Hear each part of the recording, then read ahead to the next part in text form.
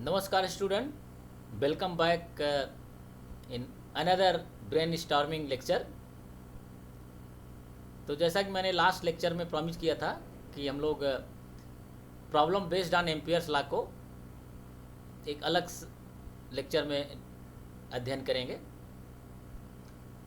तो हम लोग लास्ट लेक्चर में अगर समराइज करें तो दो चीज़ें हमने फाइंड आउट किया था, एक डाइवर्जेंस ऑफ बी और एक curl of B. Divergence of B is equal to 0 मिला था, जिसको हम लोगों ने बोला था that is Gauss law of magnetism, और कर्ल ऑफ बी हमने निकाला था तो उसकी वैल्यू आई थी mu 0 J, that we have called that is Ampere's law of magnetism.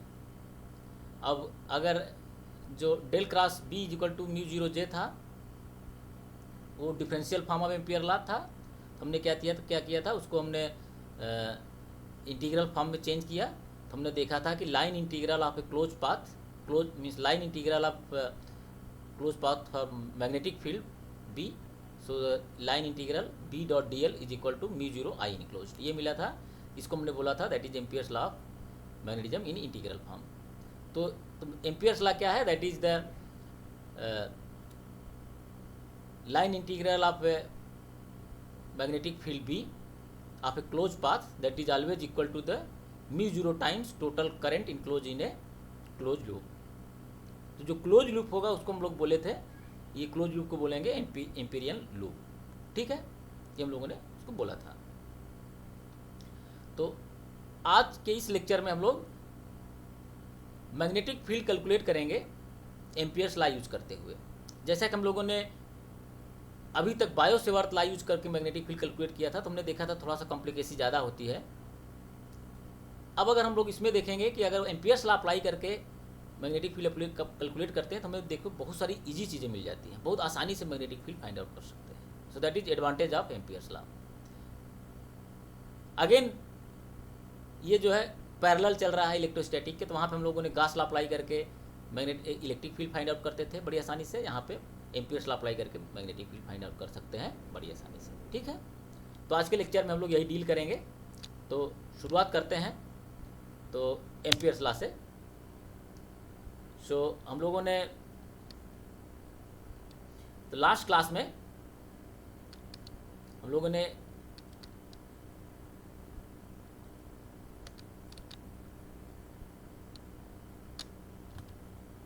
यहाँ तक अध्ययन किया था। तो हमने एक प्रॉमिस किया था कि एक प्रॉब्लम देखेंगे, तो ये प्रॉब्लम है, ठीक है। तो प्रॉब्लम क्या है?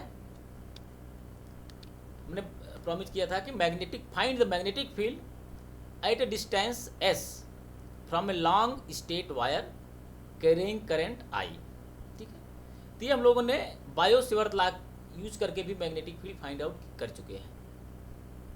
बट अगर आपको याद हो तो बायो सेवर्थ लॉ जब यूज करके हमने फाइंड आउट किया था तो वो लगभग 1.5-2 पेज का सोल्यूशन उसका आया था। अगर एम्पियर्स लॉ यूज करके अगर करें, अब देखेंगे मुश्किल से हार्डली 4-5 लाइन में इस प्रॉब्लम को सॉल्व कर सकते हैं। तो हमने जैसे ही बताया था कि एम्पियर्स लॉ अप्लाई करने के लिए आपको हमेशा एक क्लोज लूप ड्रा करना पड़ेगा, और उस क्लोज लूप को बोलेंगे एम्पिरियन लूप, ठीक है। तो मान लेते हैं कि ये करंट लॉन्ग स्टेट वायर है, करंट कैरिंग वायर है, जिसमें आई करंट जो है स्टेडी करंट आई फ्लो हो रहा है।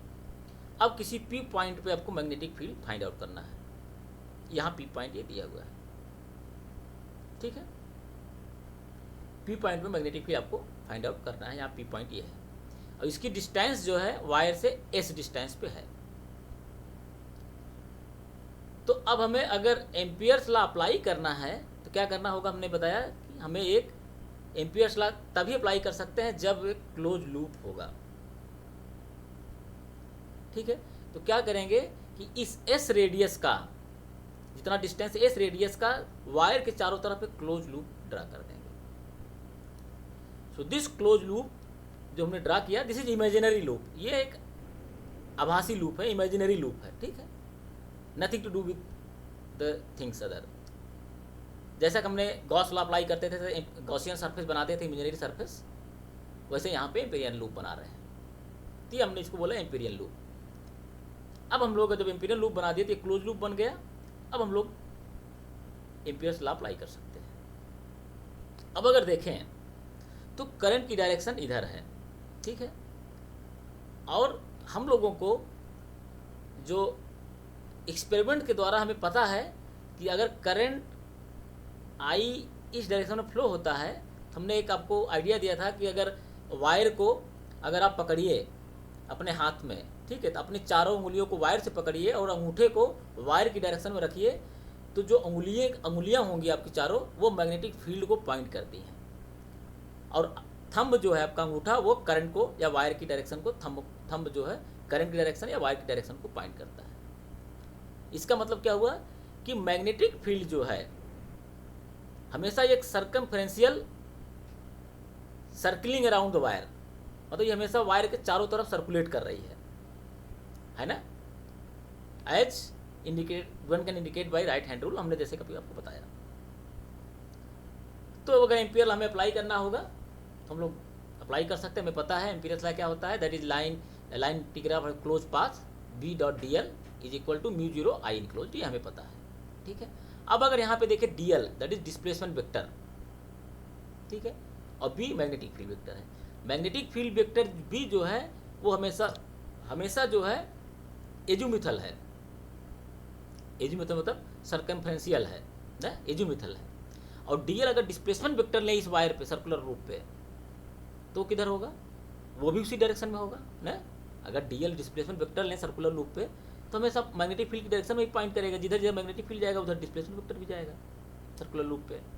इसका मतलब क्या हुआ, इस सर्कुलर लूप पे, एम्पीरियल लूप पे डीएल और डिस्प्लेसमेंट वेक्टर और मैग्नेटिक फील्ड वेक्टर दोनों एक ही डायरेक्शन में पॉइंट कर रहे हैं। DL is also tangential to the path integral, therefore the angle between the B and DL is equal to 0। मतलब मैग्नेटिक जो इसके बीच डिस्प्लेसमेंट वेक्टर इस सर्कुलर लूप पे और मैग्नेटिक फील्ड वेक्टर, ये दोनों के बीच में एंगल कितना हो गया, 0 हो गया। तो हम लोग लिख सकते हैं बी डॉट डी एल है तो बी एल कॉस थीटा, और B L cos theta B L cos zero value कितनी 1, तो हम लोग इसको मतलब इसको अभी वेक्टर को हटा सकते हैं, तो ये क्या हो जाएगा, स्केलर हो जाएगा। तो B line integral D L cos zero की वैल्यू 1, ठीक है, is equal to mu zero I enclose. तो अब यहाँ पे line integral of D L है, ठीक है, तो क्या हो जाएगा, इसकी वैल्यू हमें निकालेंगे, तो ये क्लोज लूप है, एक सर्कल है, एम्पीरियल लूप है, तो क्या हो जाएगा 2 पाई एस, एस इसकी रेडियस है, तो बी इंटू 2 पाई एस हो जाएगा, और म्यू जीरो आई इनक्लोज। अब आई इनक्लोज इसमें कितना, इस लूप के अंदर कितना करंट इनक्लोज अगर देखें तो that is I current enclose है, ये तो इनक्लोज है, तो लिख सकते हैं B is equal to mu zero upon 2 pi I upon S, ठीक है, ये मिलेगा। So this is you see very simple. अगर हम एम्पियर्स लॉ अप्लाई करते हैं तो बहुत आसानी से हम लोग मैग्नेटिक फील्ड फाइंड आउट कर सकते हैं। Okay, so this is how one can apply the Ampere's law.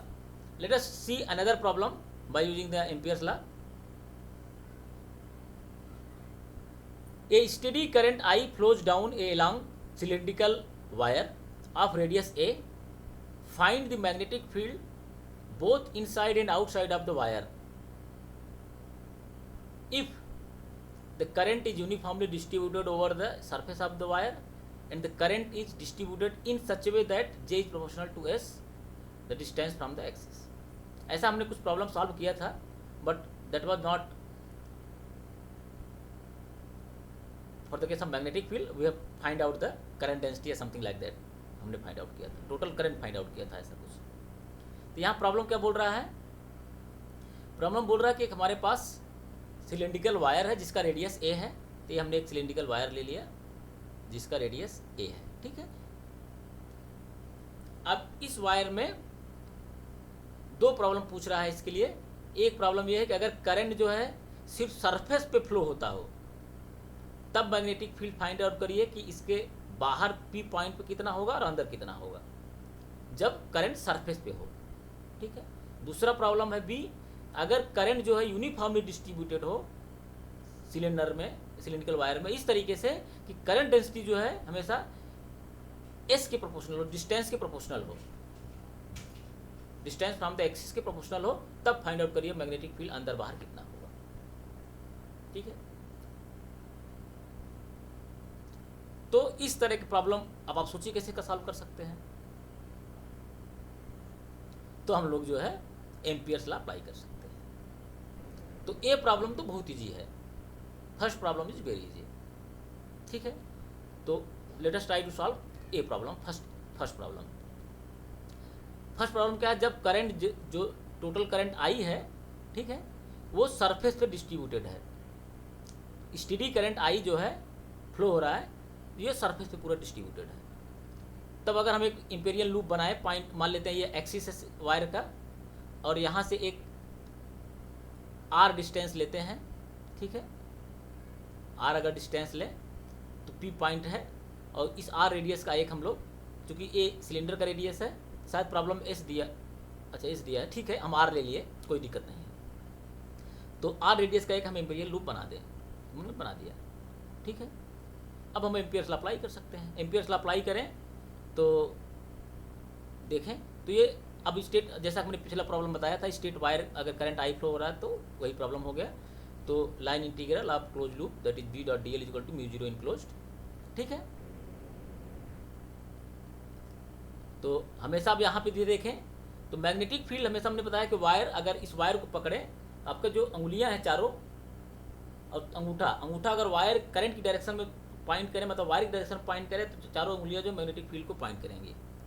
और एम्पियर्स जो सर्कुलर लूप हमने बनाया, एम्पिरियल लूप, इसका डिस्प्लेसमेंट वेक्टर भी हमेशा मैग्नेटिक फील्ड की डायरेक्शन में ही पॉइंट करेगा, ठीक है। इसका मतलब बी और डी एल, बी वेक्टर और डी एल वेक्टर दोनों एक ही डायरेक्शन में है। तो और आई जो है that is current enclose in the total imperial loop. Total imperial loop में करंट कितना इनक्लोज है, that is I current enclose है ना। अगर देखें तो यहाँ पे आई करंट है सिलेंडर में, बस सरफेस फ्लो हो रहा है। तो क्या हो जाएगा, इसको अगर सॉल्व करेंगे तो that is B integral D L equal to mu zero I, तो B 2 pi R mu zero I, that is again same problem like straight wire हमने जैसे किया था। तो क्या हो जाएगा, that is B equal to B equal to mu zero upon 2 pi I upon R. Obviously अगर इसको मैग्नेटिक फील्ड के टर्म में लिखें, वेक्टर के टर्म में लिखें, तो हमें पता है कि जो मैग्नेटिक फील्ड वेक्टर हमेशा एजिमुथल होगा, मतलब वायर के, सिलिंड्रिकल वायर के हमेशा चारों तरफ सर्कुलेट करेगा, तो that is phi unit vector हो जाएगा। आर थीटा फाई में अगर देखें तो फाई यूनिट वेक्टर, तो mu zero upon 2 pi I upon R phi unit vector. So this is the problem है when current is flowing on the surface of the cylindrical wire. So this problem is exactly similar to the magnetic field due to a long straight wire, वो प्रॉब्लम हो गया। अब आते हैं second problem. तो ये जब मैग्नेटिक, ये हमारा पॉइंट जब बाहर था, रिमेंबर यहाँ पर हमने पी पॉइंट जो है बाहर लिया है, ठीक है। ये पॉइंट पी जो है जहाँ पर मैग्नेटिक फील्ड कैलकुलेट करें वो बाहर लिया है। अब इसी का इनसाइड अगर मैग्नेटिक फील्ड कैलकुलेट करें, ठीक है, तो देखते हैं अगर मैग्नेटिक फील्ड इनसाइड कैलकुलेट करें तो क्या हो जाएगा, when point P is inside the cylinder, cylindrical wire, cylinder है सी, यहाँ पे शायद नहीं लिख पाए, सिलिंड्रिकल वायर है, तो क्या होगा अगर पी हमने ले लिया आर रेडियस का, ठीक है, तो हमने एक एम्पिरियल लूप ड्रा किया आर रेडियस का। अब अगर देखें इस वाले में करंट जो है सरफेस पे ही फ्लो करता है, करंट अंदर फ्लो नहीं कर रहा है, ये हम प्रॉब्लम में दिया है। तो in this case the current enclose by the imperial loop is zero because current is uniformly distributed over the outside of the surface of the wire. तो यहाँ पे करंट जो सिर्फ वायर के सरफेस पे फ्लो कर रहा है, अंदर नहीं फ्लो कर रहा है ना। तो इसका मतलब जो एम्पिरियल लूप है वो करंट कोई भी इंक्लोज नहीं कर रहा है। जब करंट इंक्लोज नहीं कर रहा है तो अगर एम्पियर्स लॉ अप्लाई करेंगे तो I enclose equal to zero, तो एम्पियर्स लॉ अप्लाई करेंगे तो B integral D L equal to zero, तो B into 2 pi R equal to zero, B equal to zero. इसका मतलब मैग्नेटिक फील्ड इस case में सिलेंडर के अंदर जीरो हो जाएगा। जब करंट अगर सरफेस पे है तो सिलेंडर पे मैग्नेटिक फील्ड जीरो हो जाएगा, ठीक है। प्रॉब्लम समझ में आया। तो अगर हम अब इसके प्रॉब्लम ए को अगर मैग्नेटिक फील्ड लिखें तो क्या लिख सकते हैं, अगर प्रॉब्लम ए में अगर प्रॉब्लम ए को कंसीडर करें तो मैग्नेटिक फील्ड करेंगे B is equal to zero, कब, जब R is less than A है, मतलब अगर आर पॉइंट जो है सिलेंडर के अंदर है तो मैग्नेटिक फील्ड अंदर जीरो है, और जब R is greater than A है, मतलब आउटसाइड है, तो mu zero upon 2 pi I upon R that is phi unit vector. So this is behaving like a long straight wire, ठीक है। तब अगर जब आर पॉइंट बाहर है तब ये स्टेट वायर का की तरह आपका सिलिंड्रिकल वायर बिहेव कर रहा है, लॉन्ग स्टेट वायर की तरह मैग्नेटिक फील्ड दे रहा है। अगर अंदर पॉइंट है तो जीरो मैग्नेटिक फील्ड आ रहा है। ये प्रॉब्लम ये हमने सॉल्व कर दिया। अब आते हैं प्रॉब्लम बी पे, देखते हैं। तो प्रॉब्लम बी में दिया है कि current density is distributed in is proportional to the s, where s is the distance from the axis of the cylinder. ठीक है, तो ये हमने सिलेंडर ले लिया,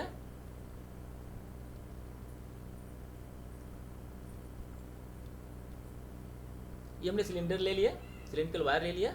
अब इसमें करंट यूनिफॉर्मली डिस्ट्रीब्यूटेड है, अंदर भी है बाहर भी है, लेकिन वो जैसे जैसे आप एस चेंज करते जाएंगे तो ये करंट चेंज करता जाएगा। ठीक है, यहाँ पर हमने लिखा J is proportional to S, तो J is equal to KS। और ये जो आपका है ये परपेंडिकुलर एरिया है, करंट इज डायरेक्शन फ्लो रहा है, दिस इज परपेंडिकुलर एरिया। तो current enclose by cylindrical wire is equal to, हम कैलकुलेट कर सकते हैं, that is we know that I is equal to line that is surface integral J dot D A perpendicular. तो J और D A perpendicular कहाँ से कहाँ जाएगा, ऑब्वियसली 0 to A जाएगा, तो हम लोग J 0 to A D A perpendicular लिख सकते हैं। तो J and D A perpendicular are in same direction. अगर देखें तो यहाँ पे J भी इसी डायरेक्शन फ्लो रहा है और इसका परपेंडिकुलर एरिया भी इसी डायरेक्शन पॉइंट कर रहा है ना, इसीलिए यहाँ पे डॉट प्रोडक्ट था तो cos थीटा cos 0 हो गया, तो 1 हो गया। तो I is equal to J vector, J बाहर हो गया, वेक्टर नहीं रह गया, ये सॉरी ये वेक्टर लिख दिया, ये वेक्टर नहीं रह गया, ये स्केलर हो गया, और 0 to A D A perpendicular. तो इसको ले लेंगे, तो इसको सॉल्व करेंगे तो क्या हो जाएगा, तो जो I की वैल्यू आ जाएगी। अब अगर यहाँ पे डी ए, अब इसका मतलब हमें I की वैल्यू निकालना है तो हमें D A perpendicular find out करना पड़ेगा। तो अगर हम इसका क्रॉस सेक्शनल पॉइंट लें, सिलिंड्रिकल वायर का अगर ये क्रॉस सेक्शन ले, इसको हम अगर 2 डायमेंशन प्लॉट करें तो कुछ इस तरीके से दिखेगा। सो that is axis of the cylinder and this is the wire, so this is DS। ठीक है, और अगर ये ले तो हम लोग इसको, अगर ये एंगल फाई है तो हम बिल्कुल इसको कितना लिख सकते हैं, that is SD phi, that is SD phi thickness. तो अगर तो DA, अगर DA परपेंडिकुलर लिखें तो हम DA परपेंडिकुलर को लिख सकते हैं, दैट इज अगर ये एरिया लिखें तो ये DS है, ये SD फाई है, ये एरिया कितना हो जाएगा ये वाला, अगर ये DS है, ठीक है, ये DS है, और ये जो है ये वाला SD फाई है, तो ये क्या हो जाएगा एरिया हमारा, ये perpendicular area, that is SDS D phi, that is in cylindrical coordinate system. अगर ये एंगल फाई है तो D फाई है तो ठीक है। तो I अगर निकालें तो I वैल्यू रखेंगे तो J दैट इज, अगर हम I जाएँ तो पीछे वाली प्रॉब्लम में तो क्या था, I J की वैल्यू क्या है K इंटू S, और इंटीग्रल, अब यहाँ पे इंटीग्रल डी ए परपेंडिकुलर है, तो डी ए परपेंडिकुलर को हमने स्फेरिकल सिलिंड्रिकल कोऑर्डिनेट सिस्टम में रखा, तो 0 to A जाएगा S, हमारा S जो है 0 to A जाएगा SDS, और हमारा फाई जो जाएगा दैट इज 0 to 2 पाई, तो दैट इज 0 to 2 पाई। तो I निकालेंगे तो 0 to A, तो यहाँ पे इसकी वैल्यू हमने J की वैल्यू रख दिया K इंटू S, तो K S स्क्वायर हो गया, तो K S square DS into 2 पाई। इसको सॉल्व करेंगे तो 0 to A 2 pi K S square DS, या इसको अब सॉल्व करेंगे तो 2 पाई KS क्यूब इंटीग्रेट कर दिया तो 3 दैट इज 0 to A, तो आपको I की वैल्यू मिल जाएगी that is 2/3 pi KA cube. ठीक है, तो हम लोग यहाँ से K की वैल्यू निकाल सकते हैं, तो K की वैल्यू क्या मिल जाएगी, K is equal to that is I known है, टोटल करंट I प्रॉब्लम में दिया, इसलिए हमने यहाँ पे K की वैल्यू निकाला, तो K इज इक्वल टू 3/2 I/पाई A क्यूब। ठीक है, ये K की वैल्यू मिल गई। अब अगर हम करंट डेंसिटी लिखें तो हम लोग लिख सकते हैं करंट इनक्लोज कितना है, तो current enclose by amperian loop अगर लिखें तो हम लोग लिख सकते हैं, so that is I enclose equal to obviously integral J dot D A perpendicular, हमने लिमिट यहाँ नहीं रखना था, हमने लिमिट रख दिया है, तो हमें डी ए परपेंडिकुलर पता है, ये अभी हमने लिखा था D A perpendicular S DS D phi, तो J की वैल्यू हमें पता है that is J equal to KS, और एक S DS का तो KS स्क्वायर DS, तो ये जाएगा 0 to S, और D फाई जाएगा 0 to 2 पाई, ये हमने लिख दिया है। ठीक है, तो I इनक्लोज कितना हो जाएगा, I enclose equal to that is 0 to S 2 pi KS square DS। अब K की वैल्यू हमने यहाँ पे फाइंड आउट कर रखा है, तो K की वैल्यू सब्स्टिट्यूट कर देंगे, तो सब्स्टिट्यूट करेंगे तो क्या हो जाएगा, तो I इनक्लोज अगर निकालेंगे, इसको इंटीग्रल लेंगे, तो ये अगर इंटीग्रेट करेंगे तो 2 पाई/3 पाई KS क्यूब। ठीक है, सो दिस इज I इनक्लोज, और I इनक्लोज में हमें K की वैल्यू हमने पहले निकाल रखा है यहाँ पे, तो K की वैल्यू अगर पुटिंग द वैल्यू आपके तो लिखेंगे तो कितना करंट इनक्लोज हो जाएगा, that is I enclose equal to, ये कैंसिल होके सो रखेंगे 2 पाई/3, और यहाँ पे 3I/2 पाई, तो 2 पाई कैंसिल हो गया, 3 कैंसिल हो गया, बचेगा क्या, so that is the I enclose equal to IS क्यूब/A क्यूब। अगर आपको याद हो तो गॉस लॉ जब अप्लाई करते थे स्फीयर के केस में यूनिफॉर्मली करंट डिस्ट्रीब्यूशन होता था या सिलेंडर में, तो ऐसा ही कुछ एक्सप्रेशन आता था आपको, वहाँ पे भी जो क्यू इनक्लोज आता था वो भी कुछ ऐसा ही आता था। ऐसे यहाँ पे हमने भी यहाँ पे I इनक्लोज फाइंड आउट किया है, क्योंकि अब I इनक्लोज चेंज हो जाएगा ना हमेशा, तब अगर आप मैग्नेटिक फील्ड अब निकालें, एम्पियर्स लॉ अप्लाई करें, तो therefore magnetic field when point is outside the cylinder, तो अब हम क्या कर सकते हैं, एम्पिरियल लूप ड्रा कर सकते हैं। ठीक है, एम्पिरियल लूप हमने ड्रा किया। एम्पिरियल लूप ड्रा करेंगे तो current is proportional to S, तो करंट जो है मैक्सिमम ए तक जा सकता है। ठीक है, मैक्सिमम ए तक ही करंट जा सकता है। तो आई इनक्लोज मैक्सिमम हमने आई इनक्लोज की वैल्यू फाइंड आउट किया। तो आई इनक्लोज क्या है, आई इनक्लोज है that is I S cube upon A cube. अगर जब पॉइंट पी बाहर हो जाएगा तो एस की वैल्यू कितनी हो जाएगी, ए हो जाएगी। ठीक है, तो अगर देखें यहाँ पर तो वही हमने किया है। तो पी पॉइंट पी बाहर है तो एस की वैल्यू ये हो गई। तो करंट कितना इनक्लोज करेगा, करंट तो यहीं तक इनक्लोज करेगा ना, सिलिंड्रिकल वायर तक ही करंट इनक्लोज करेगा, करंट ए तक ही इनक्लोज करेगा, पूरे एस तक नहीं इनक्लोज करेगा, रिमेंबर। तो अब यहाँ पे ऑब्वियसली बी और डी एल दोनों एक ही डायरेक्शन में है, तो हम इसको बाहर कर सकते हैं। तो बी 2πs कर सकते हैं, क्योंकि यहाँ पे दिया है प्रॉब्लम में, इस यहाँ से इसकी डिस्टेंस s है, जो पॉइंट पी बाहर है, तो s 2πs हमने कर दिया। म्यू जीरो आई इनक्लोज किया, mu zero I enclose value हमने लिखा है, दैट इज हमने अगर पिछले पेज में जाए तो हमने लिखा है that is I S cube upon A cube. ठीक है, तो यहाँ पे लिखेंगे आई S cube upon A cube, but S की वैल्यू क्या है यहाँ पे, एस टोटल करंट, यहाँ करंट इधर इनक्लोज नहीं है एम्पिरियल लूप में, क्योंकि यहाँ वायर है ही नहीं, वह है ही नहीं है। एस करंट कहाँ तक इनक्लोज करेगा, ए तक इनक्लोज करेगा, इसलिए एस की जगह हमने ए लिख दिया, तो I A cube upon A cube. तो क्या हो जाएगा 2π B into 2πs that is mu zero A cube cancel हो जाएगा, तो म्यू जीरो आई, तो B equal to mu zero 2π upon into I upon S. So this is magnetic field when point P is outside, when current is uniformly distributed in such a way that J is proportional to S. So this is again this result is quite similar to the magnetic field due to a straight wire. ठीक है, तो कोई difference नहीं है। But अगर point P अंदर लेते हैं, when point P is inside, तब अगर देखें तब हमें पता है कि करंट इनक्लोज कितना है, हमें पता current enclose value that I enclose equal to I S cube upon A cube. ठीक है, तब अगर फाइंड आउट करें तो ये हमने दूसरा इंपीरियल लूप बनाया है। तो अब यहाँ पे करंट इनक्लोज वैल्यू चेंज हो जाएगी। पहले जब पॉइंट पी बाहर था तो करंट इनक्लोज वैल्यू दूसरी थी, तब ऑब्वियसली तब टोटल करंट आई इनक्लोज करेगा, इसलिए यहाँ पे आई का टर्म आया। लेकिन जब इंपीरियल लूप अंदर आ जाएगा तो ऑब्वियसली ये वाला करंट, ये पार्ट करंट इनक्लोज में नहीं जाएगा इंपीरियल लूप में, तो obviously magnetic field value change हो जाएगी, तो एस के प्रोपोर्शनल हो जाएगी। तो निकालेंगे तो obviously B into 2π D S, because B और डी एल एक ही डायरेक्शन में रहेगा, mu zero into I enclose, तो mu zero I enclose value है I S cube upon A cube, I S cube upon A cube, तो ये S cube S और ये एस क्यूब का एक कैंसिल कर देगा, तो एस स्क्वायर बचेगा, तो बी निकालेंगे, तो B is equal to mu zero upon 2π I S square upon A cube. अब इसलिए अगर वेक्टर के टर्म में लिखें तो यहाँ पे भी ये हमेशा फाइव की डायरेक्शन में पॉइंट करेगा, तो ये वेक्टर 5 यूनिट वेक्टर होगा, यहाँ पे ये 5 यूनिट वेक्टर होगा।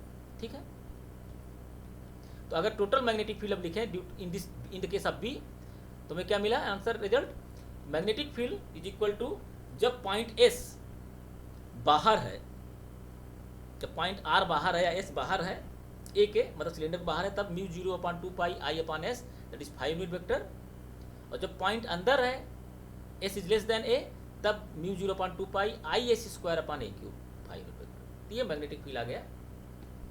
तो हमने आज के इस लेक्चर में एम्पियर्स लॉ यूज करते हुए कैसे स्ट्रेट वायर में मैग्नेटिक फील्ड कैलकुलेट कर सकते हैं, और कैसे एक सिलिंड्रिकल वायर में मैग्नेटिक फील्ड कैलकुलेट कर सकते हैं inside and point outside of the cylinder. अगर पॉइंट सिलेंडर के अंदर है और बाहर है, तब कैसे मैग्नेटिक फील्ड कैलकुलेट करना है। तो इट इज़ वेरी इजी। अगर आपको गॉस लॉ वहाँ पे समझ में आया था, तो यहाँ पे एम्पियर्स लॉ भी समझ में आना चाहिए, और एम्पियर्स लॉ बहुत ईजी है अपने मैग्नेटिक फील्ड। अब यहाँ पर अगर देखें तो बायो-सेवर्ट लॉ यूज करके मैग्नेटिक फील्ड कैलकुलेट करते तो बहुत कॉम्प्लेक्स हो जाता, बट एम्पियर्स लॉ अप्लाई करके बहुत हमने ईजी तरीके से फाइंड आउट कर दिया। तो आज यहीं तक, ठीक है। तो कल कुछ और न्यूमेरिकल प्रॉब्लम्स के साथ आएंगे, that will be the again application of Ampere's law. Thanking you very much for listening.